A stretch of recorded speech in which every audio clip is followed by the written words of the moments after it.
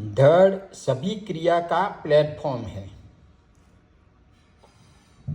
देखो ये अपना धड़ है और उस पर 5 उपांग, एक सिर, 2 हाथ और 2 पैर, सब मिला के 5 उपांग कहते हैं। वो धड़ पे घूमते रहते हैं और वो साथ में या अलग अलग जरूरत मुजब तालमेल से घूमते हैं। अभी शरीर की रचना देखेंगे। हड्डियां जो धड़ को टट्टार रखती है, देखो ये हड्डियां नहीं होने तो अपना शरीर तो इतना मांस का लोचा हो जावे।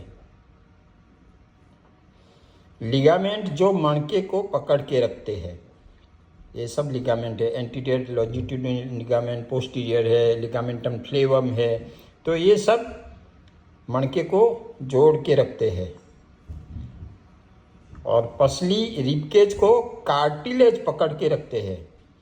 ये कार्टिलेज बोलते हैं, तो कार्टिलेज रिबकेज को पकड़ के रखते हैं, ये सब पसलिया को।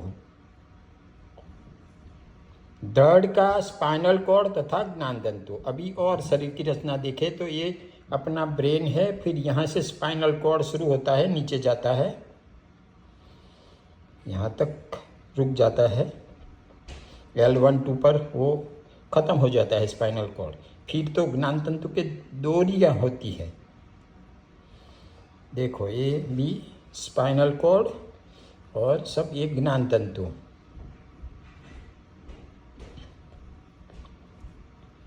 अगेन स्पाइनल कॉर्ड और ज्ञानतंतु। 2 मणके के बीच से स्पाइनल कॉर्ड से ज्ञानतंतु निकलकर हाथ पैर में जाते हैं और 2 मणके के बीच में से ये निकलते हैं ज्ञानतंतु, दोनों बाजू, राइट और लेफ्ट। देखो ये करोड़रज्जु में से एक बाजू ये हुआ और एक बाजू ये, 2 नव निकलते हैं बाहर। ये मणके और बीच में गद्दी है और ये ज्ञानतंतु है। धड़ के पीछे से स्नायु गुरुत्वाकर्षण विरुद्ध शरीर को टट्टा रखते हैं। ये धड़के के पीछे के जो स्नायु है ना, बड़े मजबूत होते हैं और उसको एंटी ग्रेविटी मसल बोलते हैं। तो वो गुरुत्वाकर्षण से जो शरीर नीचे झुके उसको सीधा रख के टट्टा रखता है। धड़ के अंदरूनी स्नायु, वो बाहर के थे, अंदर भी बहुत छोटे छोटे। तो शरीर की रचना तो अजब है भाई, समझो तो ठीक है, नहीं समझो तो चलता है भाई। धड़ के आगे के स्नायु, देखो ये धड़ के आगे सब स्नायु है ना, ये सीधे जाते हैं और फिर ये ऑब्लिक जाते हैं। तो वो जठर, किडनी, मूत्राशय, लीवर, आंत्र को पकड़ के रखते हैं, आगे के स्नायु। धड़ में खून का प्रवाह, देखो ये कितना कॉम्प्लिकेटेड है, कैसे ज्ञानतंतु है, कैसे खून की नलियाँ है। धड़ का पोस्चर में महत्व। पोस्चर को क्या कहते हैं? आसन, मुद्रा और पोज। हर क्रिया का नींव है पोस्चर और हर क्रिया के साथ छाया के रूप में सतत क्रिया के पीछे समर्थन देता है और प्लेटफॉर्म देते रहता है। कौन? ट्रंक, धड़, पोस्चर। धड़ मजबूत, टट्टार, स्ट्रेट एंड स्ट्रॉन्ग तथा लचीला, फ्लेक्सिबल होना चाहिए।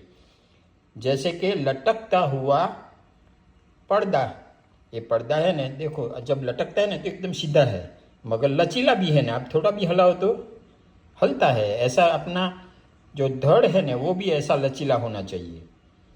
शरीर का सेंटर ऑफ ग्रेविटी, ये है सेंटर ऑफ ग्रेविटी, बीचों बीच, और अपनी जो नाभि है ना उसके लाइन में होती है करीबन। अभी ये लाइन ऑफ ग्रेविटी तो ऊपर से नीचे जावे, जो ये एकदम गुड पोस्चर है ना, ये पोस्चर तो इसकी ये टिल्ट आगे है और यहाँ कर्वेचर है, इसकी टिल्ट ये पीछे है और ये पीछे झुका है ना। आदर्श धड़, चौड़ा कंधा, पतली कमर। चौड़ा कंधा और कमर पतली होनी चाहिए, वो आदर्श बोलते हैं। और खराब धड़, बड़ा पेट, ऊपर इतना, और पेट का घेरावा तो बड़ा है ने। धड़ को मजबूत बनाने की कसरतें। नाक नाभि की सभानता बार बार। सबसे पहले तो जितना आप कॉन्शियस रहोगे अपने बॉडी के लिए, नाभि की पोजीशन के लिए और नॉस्ट्रिल के थ्रू, तो इतना अच्छा है। और सभानता के साथ आप जब भी याद आवे नाभि को धीरे धीरे पीछे खींच लो। कहीं भी बैठे हो, खड़े हो, देखो ये नाभि को पीछे खींचने का है। खड़ा होकर शरीर को 5 डिग्री धीरे से पीछे ले, पेट टाइट होगा। आप अगर खड़े हो और आपका शरीर थोड़ा टिल्ट करो ने, ऐसा टिल्ट करो पीछे, तो ये ऐसा टिल्ट आएगा और ये स्नायु सब टाइट होगा पेट का। ये कहीं भी खड़े हो तो ऐसे कर सकते हो। Stand toll.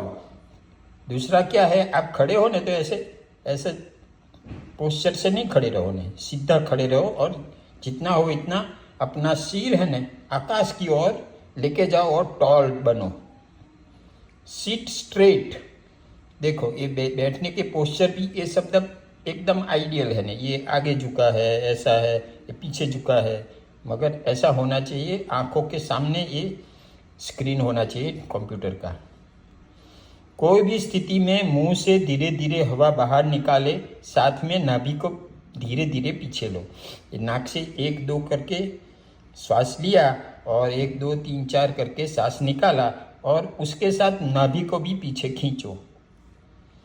पैर की अंगुली एड़ी ऊंची करके चले, उससे पेट टाइट होगा। आप अगर पैर की अंगुलियां पर चलोगे ना तो आपका पेट टाइट होगा।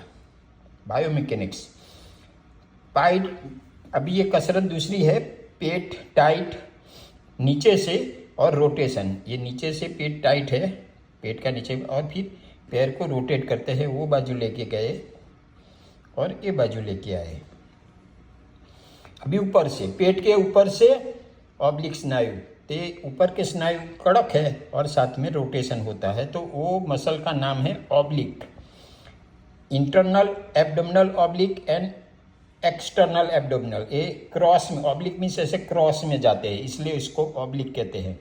और ये स्नायु आगे स्ट्रेट है। पेट और पीठ को मजबूत करने की कसरतें हैं। देखो इसमें एक तो ये आर्चिंग है ना, पेट पर आर्चिंग है, और ये पीठ पर सो के पैर एक के बाद एक ऊंचा किया। 1 मिनट हास्य या हकीकत। एक शब्द 5 मीनिंग। ट्रंक शब्द है, उसके 5 मीनिंग होते हैं। आज का मेरा विषय ट्रंक पर है, मगर ये ट्रंक के 5 मीनिंग होते हैं। नंबर 1, ट्रंक शरीर का धड़। ये शरीर का धड़, उसको ट्रंक कहते हैं। दूसरा, ट्रंक हाथी की सूंड, उसको भी ट्रंक कहते हैं। तीसरा, ट्रंक कार की डिक्की। इंडिया में डिक्की कहते हैं, अमेरिका में उसको कार की ट्रंक कहते हैं। चौथा, ट्रंक पेड़ का निचला हिस्सा, तो ये थर्ड है, उसको भी ट्रंक कहते हैं। और 5वां, ट्रंक कॉल, वो ट्रंक कॉल टेलीफोन का।